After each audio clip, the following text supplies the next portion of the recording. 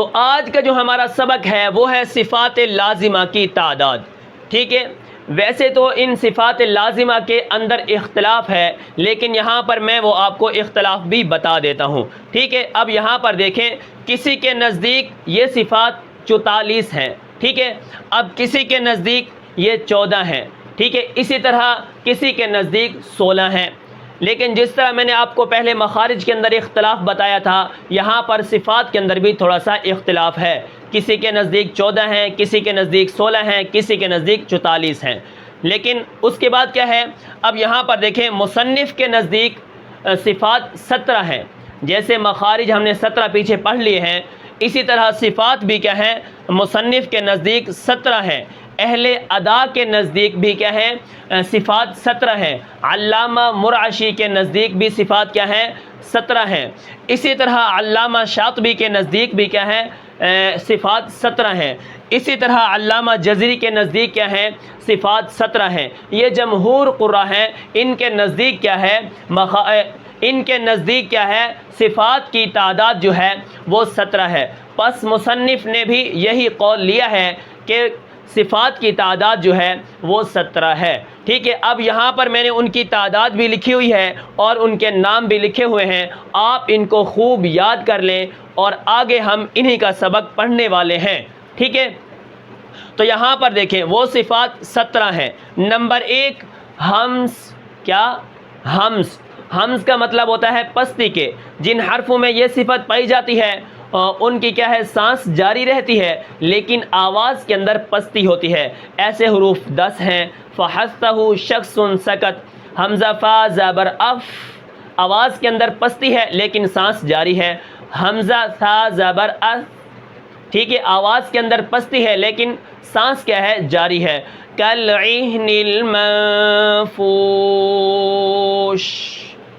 ٹھیک ہے، شین دیکھو پستی ہے لیکن سانس کیا ہے، جاری ہے. اسی طرح آگے آ گئی جہر. اب جہر کا مطلب کیا ہے، جہر کا معنی بلندی کے. سانس بند ہو جائے گا لیکن آواز کے اندر بلندی ہوگی. یہ ایک دوسرے کی ضد ہیں. اگر حمز کے اندر 10 حروف ہیں، باقی 19 حروف جہر کے اندر ہوں گے. حمز کا معنی کیا ہے، پستی کے. جہر کا معنی بلندی کے. یہ ایک دوسرے کی ضد ہیں، جیسا کہ میں نے آپ کو پہلے بھی بتایا. آگے انشاءاللہ ہم اس کو پڑھ لیں گے. اب اس کے بعد نمبر 2 پر ہے جو جوڑا، وہ ہے شدت اور رخوت. یعنی شدت جو ہے، ان حرفوں کے اندر شدت ہوتی ہے، قوت ہوتی ہے جب یہ ادا ہوتے ہیں. ایسے حروف 8 ہیں. آجی دوکا قوتابوتا ا. حمزہ کے اندر شدت ہے. جیم اج، جیم کے اندر، دال کے اندر شدت ہے. اسی طرح باقی ہوتے ہیں رخوا. رخوا کے اندر کیا ہوگی، نرمی والے حروف ہوں گے. لیکن ان دونوں کے درمیان ایک اور صفت بھی ہے، گنتی میں نہیں ہے لیکن ان دونوں کے درمیان ہے. یعنی ان کے اندر اتنی شدت بھی نہیں ہے اور اتنی نرمی بھی نہیں ہے. ایسی جو صفت ہے وہ ہے درمیان میں توسط. اس کا نام ہے توسط، یعنی درمیان میں پائی جانے والی. اس کے 5 حروف ہے، لن عمر، لام نون عین میم را. نہ اتنا سختی ہے ان کے اندر، نہ اتنا نرمی ہے. ایک جوڑا ہمس جہر، ایک جوڑا شدت رخوت. یہ 4 صفات ہو گئیں. ٹھیک ہے، اب اس کے بعد تیسرا جوڑا جو ہے وہ ہے استعلا استفال. استعلا کے جو حروف ہیں وہ ہے خصہ وغط قض، یعنی موٹے حروف. خا صاد جب یہ پڑھے جاتے ہیں، والصالحین والصابرین. ٹھیک ہے، استعلا خصہ خا، ٹھیک ہے، خالدین، یہ حروف موٹے پڑھے جاتے ہیں. 7 حرف ہیں. ٹھیک ہے، اب استفال کے اندر جو حروف ہوں گے باقی وہ باریک پڑھے جاتے ہیں. ٹھیک ہے، اب اس کے بعد آگے جو جوڑا ہے وہ ہے اطباق اور انفتاح کا. اطباق کا مطلب یہ ہے کہ یہ کیا ہے، حرف اس کے جو ہیں صوت وض، یعنی یہ زبان کے جب بیچ ہے لپٹ جاتا ہے اوپر کی طرف. ٹھیک ہے، اتنے موٹے ہیں، 2 درجے کی موٹائی پائی جاتی ہے اطباق کے اندر.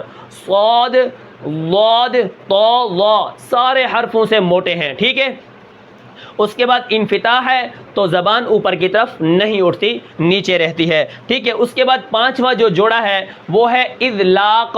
اذلاق کا مطلب ہوتا ہے کہ پھسل کے ادا ہونے والے حروف. فروا من لبن، فا ہے، میم ہے، اسی طرح لام ہے. یہ پھسل کے، زبان کے پھسلنے سے ہی ادا ہو جاتے ہیں. ٹھیک ہے، اس کے بعد اذلاق اطلاق کیا ہے؟ پھسلنے سے۔ اب اسمات جو ہے یہ جمعوں کے ساتھ ادا ہوتے ہیں، ٹھیک ہے، اطلاق کے علاوہ جتنے بھی حروف ہوں گے وہ اسمات میں چلے جائیں گے۔ یہ 5 جوڑے ہیں اور یہ 10 صفات ہیں، ان کو متضادہ کہتے ہیں، یعنی ایک دوسرے کی ضد بننے والی، ٹھیک ہے۔ اب اس کے بعد نمبر 11، یعنی 10 صفات وہ ہو گئیں، اب نمبر 11 پر ہے صفیر۔ کیا؟ صفت صفیر۔ صفیر کا معنی آتا ہے سیٹی کے، یہ خاص حرفوں کے اندر ہوتی ہے، زا، سین، صاد کے اندر ہوتی ہے، ٹھیک ہے۔ تو اس کی ضد کوئی نہیں ہوتی، کیونکہ اگر اس کی ضد ہوتی تو اس کا نام بھی ہوتا، اس کا تو نام بھی نہیں ہے، ٹھیک ہے۔ تو یہ خاص حرفوں کے اندر ہوتی ہیں۔ اب نمبر 11 پر ہے صفیر۔ صفیر کا معنی سیٹی کے آتے ہیں، زا، سین، صاد، ان 3 حرفوں کے اندر سیٹی ہوتی ہے، ان کو سیٹی والے حروف کہا جاتا ہے، یہ صفت کی وجہ سے اس کا نام ہے۔ اس کے بعد صفت جو ہماری 12 ہے وہ ہے قلقلہ۔ قلقلہ کا مطلب ہوتا ہے جنبش کرنا، حرکت کرنا، یعنی اس کے جو 5 حرف ہیں قطب جد، جب یہ مخرج کے اندر سے ادا ہوتے ہیں تو پڑے ہوتے ہیں، آواز ہلتی ہے، ٹھیک ہے۔ جیسے تبت یدا ابی لہب وتب، یہ آواز۔ اس کے بعد قل اعوذ برب الفلق، قاف، قل هو اللہ احد، حمزہ جیم زبر اج، اب، ٹھیک ہے۔ قطب جد، قاف تا با جیم دال، جن حرفوں کے اندر یہ صفت پائی جاتی ہے وہ حرکت کرتے ہیں جب ساکن ہوتے ہیں، ٹھیک ہے۔ اب اس کے بعد نمبر 13 لین۔ اب لین کیا ہے؟ لین کا معنی ہوتا ہے نرمی کے، نرمی سے ادا ہوتے ہیں، یہ 2 حرف ہیں، واو اور یا۔ واو ساکن ہو پیچھے زبر ہو، یا ساکن ہو پیچھے زبر ہو، جیسے والصیف، صاد یا زبر، صیف، نرمی کے ساتھ۔ انا اعطیناک الکوثر، کاف واو زبر کو، واو ساکن پیچھے زبر، یا ساکن پیچھے زبر، ٹھیک ہے۔ تو یہ نرمی کے ساتھ ادا ہوتے ہیں واو اور یا، ٹھیک ہے، ان کے اندر جو صفت ہے وہ لین ہے۔ اب اس کے بعد جو ہے وہ ہے انحراف، نمبر 14 پر انحراف منحرفہ، ٹھیک ہے۔ تو یہ کیا ہے؟ لام اور را کو جدا کرتی ہے۔ جب بھی کبھی کیا ہے، جب ہم لام کو ادا کرتے ہیں زبان پھسلتی ہے را کے مخرج کی طرف، جب را کو ادا کرتے ہیں تو یہ کیا ہے، ان کا مخرج اتنا قریب ہے، ایک دانت کا فرق ہے، ٹھیک ہے۔ تو یہ آپس میں انحراف کرتی ہے، ان کو جدا کرتی ہے، لام اور را کو، ٹھیک ہے۔ تو ہم اس کو لام اور را جب بھی کہیں آئیں گے تو وہاں پر ہم کیا کریں گے؟ صحیح دیکھ کے پڑھیں گے کہ یہ آپس کے اندر ان کا مخرج مل جل نہ جائے۔ اس کے بعد نمبر 15 پر ہے تقریر، یہ را کے اندر ہوتی ہے، جب را کیا ہوتی ہے؟ مشدد ہوتی ہے، جیسے الرحمن، یہ تقریر، تکرار۔ اب یہ 2 طرح کا ہوتا ہے، تکرار حقیقی، تکرار متشابہات۔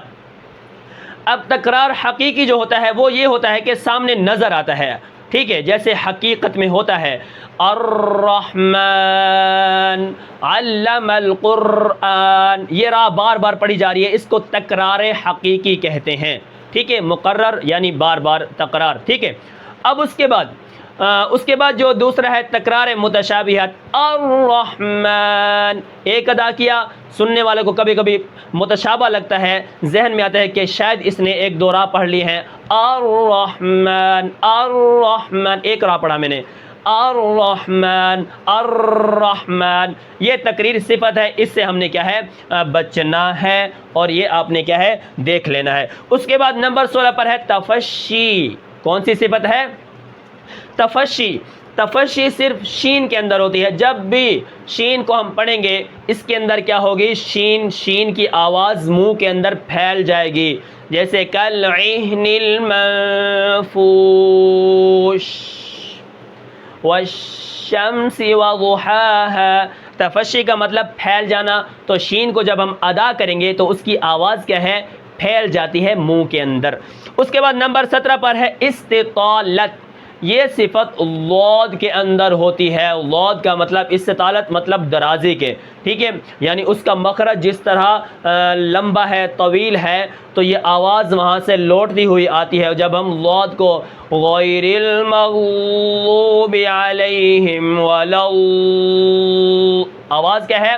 دراڑ کرتی ہوئی آ رہی ہے، ٹھیک ہے، منہ کی طرف، تو اس کو استطالت کہتے ہیں، ٹھیک ہے، یہ ذات کے اندر پائی جاتی ہے۔ تو یہ 17 صفات میں نے آپ کو بتائی ہیں، 10 کے میں نے آپ کو جوڑے بتا دیے ہیں اور 7 میں نے آپ کو الگ کر کے بتا دی ہیں۔ انشاءاللہ ہم ان کو ترتیب کے ساتھ آگے پڑھیں گے، ہم اس کا کیا مطلب ہے، یہ کون سے حرفوں کے اندر ہوتی ہے، ان حرفوں کا مجموعہ کیا ہے اور اس کا مطلب کیا ہے۔ اسی طرح یہ صفات لازمہ کی تعداد ہے، یعنی صفات لازمہ 17 ہیں، ٹھیک ہے، یہ وہ صفات ہیں کہ اگر یہ حرف سے نکال لی جائیں تو وہ حرف باقی نہ رہے۔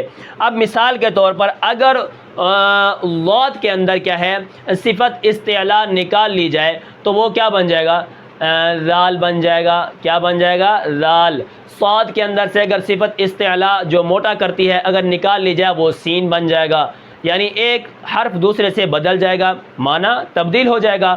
اب اس کے بعد کبھی کبھی ایسا ہوتا ہے کہ عجمی بن جاتا ہے قرآن، جیسے اگر قلقلہ کو ادا نہ کریں گے، تبت یدا ابی لہب وتب، قلقلہ میں نے ادا نہیں کیا، وہ پے بن گیا، با ادا ہونی تھی تب یہ پے بن گئی، ٹھیک ہے۔ تو یہ جو صفات لازمہ ہیں یہ اگر حرفوں سے نکل جائیں گی تو حرف کیا ہے پھر وہ باقی نہیں رہے گا، اس کی ذات بھی ختم ہو جائے گی اور اس کے اندر جو قوت ہوگی وہ بھی ختم ہو جائے گی۔ تو میں امید کرتا ہوں کہ آپ کو آج کا سبق سمجھ آیا ہوگا، پھر ملتے ہیں انشاءاللہ اگلے سبق میں، تب تک کے لیے مجھے اجازت دیجیے، اللہ حافظ۔